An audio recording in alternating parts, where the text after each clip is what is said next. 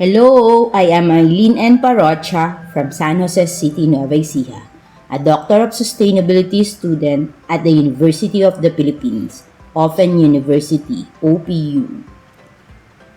Sustainability for me begins at home.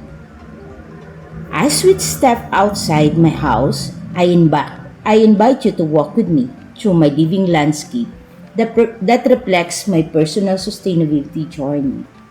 One of my hobbies is collecting seeds from the places I visit. I planted them into my backyard.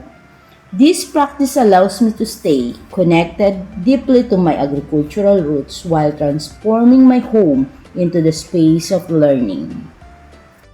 Let us begin our tour internationally. The first tree I planted is a baobab tree from Africa, grown from seed brought home 15 years ago.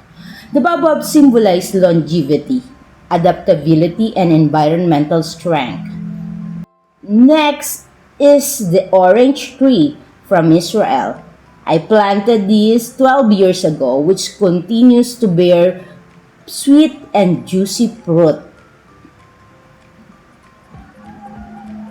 I have cacao tree from Isabela and Davao, supporting indigenous crop and local agricultural crops. My home is surrounded by mango trees that I got from Pangasinan, along with my marang that I got in Bukidnon.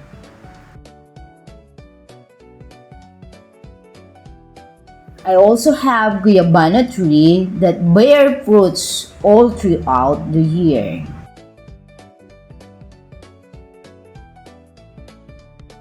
I also have star fruit tree, also known as kaimito, a native tree from the Philippines.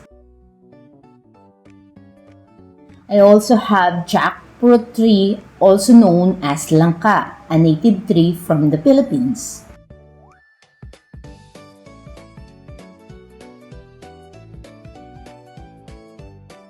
This is my pomegranate tree from China, planted 3 years ago, representing cultural exchange and importance of biodiversity in sustainable food system. Recently, I planted different varieties of citrus including calamansi and dayap, which are essential in Filipino household and contribute to food self-sufficiency. I also grow chestnut tree from my hometown, Nueva Ecija, strengthening my connection to place, culture, and identity. All these trees were planted intentionally with a long-term vision in mind through diversified farming practices. My goal is to achieve sustainability, self-sufficiency, food security, and ecological balance.